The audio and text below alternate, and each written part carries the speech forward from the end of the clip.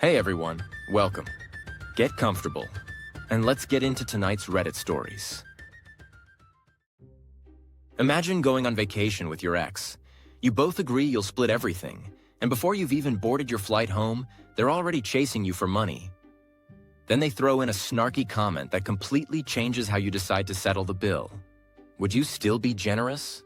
Or get very, very precise? My ex-girlfriend got pissy that I wouldn't pay her way, so I made sure she covered everything she owed. My ex-girlfriend and I broke up a while ago, and we genuinely wanted to stay friends. It wasn't a messy breakup or anything. It was just the distance that ruined things between us. Then we had this amazing idea to take a trip together. If I'd been thinking straight, I probably would have said no. But I just started some new meds that really messed with my ability to think things through properly. I was just focused on how much I'd enjoyed it when we used to travel together. On this trip, she booked the hotels as we went, and we agreed we'd split the cost. I also ended up paying for pretty much everything else while we were there: food, admissions, transport, all that, because it was just easier for one person to handle it on the move. Some of those admissions were around 50 pounds, like about $67, and they only took cash, and she didn't have enough cash on her. After the trip, which honestly wasn't that great, the very first thing she did was text me to remind me that I owed her for the hotels. This was before I'd even gotten on my flight back. I told her no problem, I was going to work out what I owed once I'd taken the admissions and everything else I'd paid for into account. Her response was, "You're not going to pay because I don't love you anymore?" Ha ha, that's pretty funny. Normally, I don't mind buying things for people at all, and I wasn't even going to mention the food and drinks and everything, because I generally do better financially than she does. But that comment was just so unnecessarily bitchy. So I went through all my expenses from the trip and worked out the exact amounts I'd spent on her. I copied the receipts and everything, and then I went back to her and said, "That's exactly right. We aren't in a relationship after all. Turns out I've spent the cost of the hotels and then a little more, so I think we're about even." What I said was true, and I didn't send her a penny more. She had just been expecting me to pay for everything because that's how things were when we were together. She hasn't spoken to me since, and I'm fine with that. Edit, just to clarify something here. People are commenting like she's some gold digger and I was financing her whole life when we were together. That wasn't the case.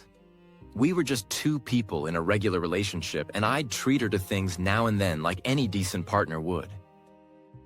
Top commenters were pretty blunt about this one. One person summed it up by calling her a freeloader who finally got unloaded. In their view, she expected the old dynamic of OP paying for everything, and reality just caught up with her. Another commenter pointed out that they'd have done exactly what OP did. Go back, total up all the food, admissions, and other expenses, and split it properly. They wondered why this was even an issue if the agreement was to split costs from the start. They suggested maybe the ex only thought split meant hotels and flights, but even then, she was lucky OP didn't flip it around and send her a bill for the difference. Someone else focused on her attitude, saying the entitlement and audacity were exhausting. For them, that snarky, "You're not going to pay because I don't love you anymore?" line is what really tipped this from a normal post-trip money conversation into something that justified OP getting very precise about the numbers. So what do you think? Was this the perfect level of petty after that comment? Or would you have gone even further and billed her down to the last cent? If you were traveling with an ex and they pulled that line, how would you have handled it? Let me know your thoughts in the comments. And if you enjoyed the story, don't forget to like and subscribe for more Reddit tales. Holiday gift baskets, an office VP who keeps rating everyone else's treats, and one very determined employee who finally decides they've had enough. When rich man's nuts become the hill you're willing to die on, things get weird, fast. I ate a bag of rich man's nut, so my boss would stop coming into my office and eating the rich man's nuts. It's the holidays, so the company I work for gets a lot of gift baskets from our clients and vendors.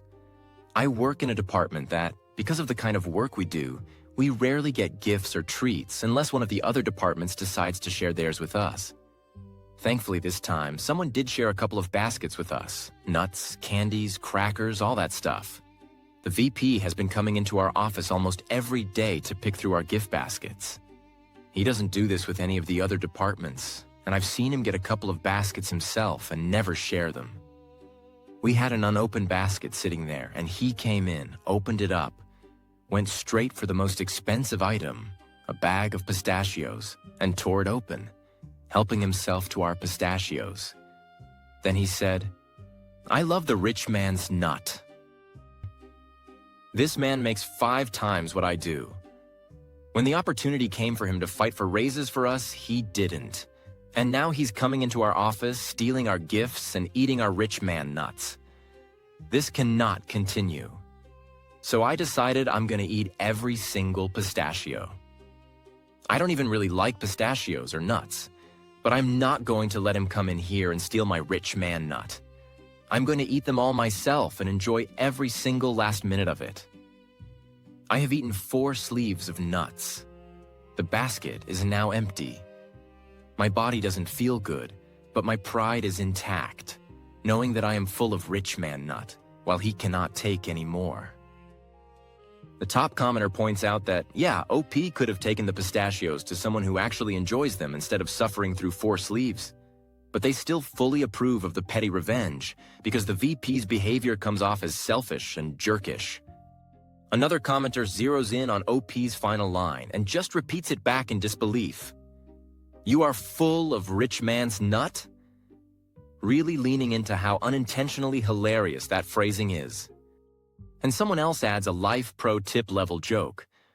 OP has eaten so many pistachios that they basically have enough pistachio paste inside them that if you dip them in dark chocolate, they'd be the world's largest fancy Dubai-style chocolate. So what do you think? Was this peak petty revenge? Or would you have found an even more ridiculous way to keep the VP out of the gift basket? Let me know your verdict in the comments. And if you enjoy these stories, don't forget to like, subscribe, and hit the bell so you don't miss the next one. Imagine a workplace where your vacation days are like concert tickets. Limited seats, strict rules, and one coworker who snatches every single prime date the second they go on sale. Now imagine what happens when the rest of the team decides to play by those same rules, but as a coordinated group. This story is about paid time off, pettiness, and a policy that backfired on everyone. But that's my PTO. The company I worked for had this rule. Only 2 people per work team could be out on paid time off at the same time. Anyone else who wanted that same day off would get put on a wait list. On top of that, they gave paid time off based on seniority. So if 3 people all wanted the same day, the 2 who had been with the company the longest would get it. Then they hired a bunch of new people and decided to change the system. They switched to a first request, first get setup for 1 year, so everyone would have an equal shot at paid time off. Cue my coworker, who was a non-practicing Jew. She requested all the Jewish holidays off, plus all the Christian holidays. Since she was the first to put in her requests, she got every single one. She wouldn't trade any of them, even though a lot of people on the team had very young kids and could have really used paid time off around Easter and Christmas. So the next paid time off year starts, and 5 of us decide to show up bright and early on the day paid time off opens for requests. We go in and put in requests for every single Christian and Jewish holiday, rotating who would get each one, and the 3rd person would go on the wait list. We also grabbed the summer holidays and put in for some Mondays and Fridays off to make long weekends. Coworker shows up at her usual 9 a.m. start time and is furious when she sees that all of the holidays and summer weekends are already gone. She throws a full-on toddler tantrum about it and says she's going to HR. We all get pulled into a meeting over it, but in the end, there was nothing anyone could do because we'd all followed the rules. She kept asking for trades, and nobody would trade with her. The following year, the company added a new rule. If you had a specific holiday off the year before, you couldn't have it again the next year. The 5 of us sat down, looked over the paid time off that had been used the year before, and put in our requests for the following year based on that rule. Coworker, once again, didn't get anything good. Reddit was pretty united on this one. The top comment summed it up bluntly. This coworker chose to play a selfish game with the paid time off system, and she ended up winning the proper prize when everyone else started using the exact same rules against her. Another person pointed out that while the coworker's behavior was bad, the company's vacation policy might actually be the bigger problem.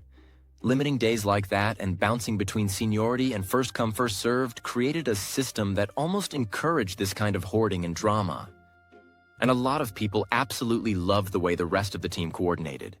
One commenter said this is exactly the kind of coworker group they'd want to be part of, and saluted OP for the level of organized pettiness on display.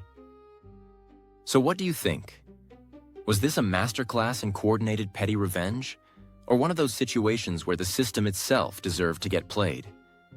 Would you have joined in if you were on that team? Let me know your thoughts in the comments. And if you enjoyed the story, don't forget to like, subscribe, and check out the other Reddit tales on the channel. Picture this. You're in an empty diner in the middle of nowhere, finally about to enjoy a quiet lunch. And then one guy walks in and turns the whole place into his own personal call center. What happens next is some of the most perfectly timed petty revenge you'll ever hear. Speakerphone madness. I just found this sub and figured I'd share the story. About 2 years ago, I was traveling out west with a coworker.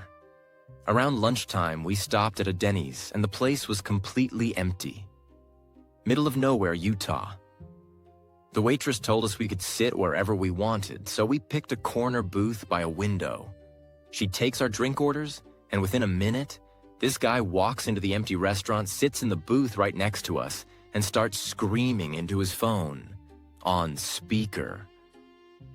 We're just sitting there, getting more and more annoyed by the second, listening to this guy argue with his wife about ticket costs on Southwest Airlines, whether his mom needing wheelchair assistance would let them all board early, long-term parking costs, everything. Then his wife adds her brother to the call, and now all three of them are screaming at each other in their native dialect. My friend and I are shooting this guy dirty looks, and he just glares right back and keeps yelling. So I get up and move to the booth on the other side of him, so now his booth is between my coworker and me.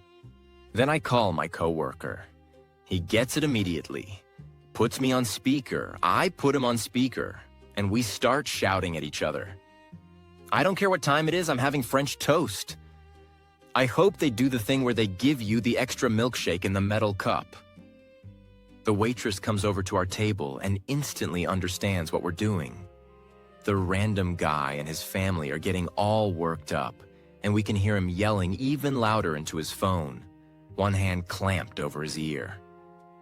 I'm shouting my order through the phone, and my coworker is relaying it to the waitress, who is literally standing 6 feet away. She plays along and says, "Ask your friend how he takes his eggs." "How do you want your eggs?" "Scrambled." We keep this going for a solid 2 minutes until the guy finally stands up, yells, "You fucking assholes," and storms out. We're cracking up. The waitress is cracking up. We gave her a huge tip and then ate in peace. That's my only real petty revenge. The top commenter said they absolutely loved this story and that it was a total delight to read. Another person shared a similar experience, but from the other side of the counter. They used to work day shifts at a restaurant and bar where a regular would show up right at opening, drink endless coffee, shred coasters, and have loud speakerphone conversations at the bar. Since there were rarely other customers that early, the worker started turning the lounge music up, little by little, whenever he came in. Eventually, the guy would start waving his arms around, demanding they turn the volume down. The worker would play dumb, and when the guy went to complain to the manager over on the restaurant side, they'd quickly turn the music back to normal. As soon as he came back, up went the volume again. One day, the barfly just stopped coming in, and the worker admitted they actually kind of missed playing that little game. Another commenter talked about a co-worker who also loved using speakerphone. One day, that coworker was reading out their credit card number over speaker while ordering something. The commenter just started repeating the numbers out loud as they heard them. After that, the coworker stopped using speakerphone like that. So what do you think? Was this the perfect response to speakerphone chaos? Or do you have an even better way to shut someone like that down? How would you have handled it? Share your thoughts and your own speakerphone horror stories in the comments. Imagine planning a magical Christmas outing for your grandkid, and then, at the last minute, being told you're suddenly not family enough to attend. This grandma didn't argue. She didn't beg. She made a choice. And it completely flipped the night on everyone involved. I'm a Grinch and I'm not sorry. A little background. My son Colton is 29 and the mother of his daughter Anna is 28. Their daughter Crystal is 5. Colton and Anna split up several years ago, and now she has a new boyfriend, David, and a newborn baby boy. My husband, who's 55, and I'm 49, really try hard to include all of them in different family plans. Recently, we'd all talked about going to this holiday event at the local petting zoo. It was a nighttime thing with Christmas lights, little sleighs pulled by mini horses, caroling, and a bunch of other entertainment, plus a chuck wagon-style dinner. My husband offered to pay for everyone. A few days before the event, he found VIP tickets for a good price, so he bought those. Kids got in free. We'd planned that everyone would arrive in separate cars, so my husband arranged for everyone's tickets to be waiting at the gate. The original plan was, we'd all go to the event, then my granddaughter would stay with her dad at night and with me during the day until Christmas. 2 hours before the event, Anna calls me. She tells me she talked things over with David's mom, and his mom wanted it to be just family for the event, and that we could take our granddaughter from the 26th to the 1st instead. Then she goes on to say they'd talked even more and decided they didn't want Crystal getting tons of toys. They would only allow clothes, jewelry, and if it was a toy, it had to be American Girl stuff. Meanwhile, my granddaughter had asked me for ice skates, a robot dinosaur, and art supplies. She had never mentioned American Girl stuff to me, my husband, or my son at all. At this point, I was pretty pissed. Money had already been spent, plans were set, and changing everything at the last minute just really annoys me. After a quick talk with my husband and my son, we decided the 3 of us would still go to the event. We got there early and told the girl at the ticket booth to give our other 2 tickets to the next couple with kids who showed up without passes. About 30 minutes later, Anna calls me, screaming that there were no tickets for them. She had assumed we'd just hand over our tickets to her, David's mom, and her date. I told her, I'll gladly bring Crystal in since she's my family. But you all said you wanted to be with just your family. She ended up paying twice what we'd paid for last-minute general admission, which meant all the little rides and the food cost extra. Crystal tagged along with us and enjoyed all the VIP perks, while her mom and the rest of them ended up leaving early because they didn't want to pay another $20 per person for dinner. As she was leaving, she told me I'm a Grinch and that I ruined her Christmas gift for her new mother-in-law. I'm not even a little bit sorry, except for the fact that my granddaughter got caught in the middle of it. Top commenters were firmly on the grandma's side. A lot of people pointed out how bold it was for Anna to disinvite the very people who planned and paid for the event, and then still assume she was entitled to their tickets. One person even said that phone call by itself made it pretty clear why she and the son aren't together anymore. Several comments emphasized that the grandma didn't do anything wrong. The husband bought the tickets, Anna changed the plans at the last minute, and there was no reason she should expect free entry after that. They were glad the original family still went and that some random family got to enjoy the extra VIP tickets. Others hoped Crystal still gets the gifts she actually asked for, like the ice skates, instead of only what her mom's new in-laws want. And one commenter had fun with Anna's Grinch insult and turned it into an acronym. Grandma rightly implements nice child handouts, and said if that's what a Grinch is, then yeah, this grandma definitely qualifies. So what do you think? Was this cold-blooded Christmas pettiness? Or exactly the kind of response that situation deserved? Would you have done the same with those tickets? Let me know your thoughts in the comments. And if you like these stories, don't forget to like, subscribe, and hit the bell so you don't miss the next one.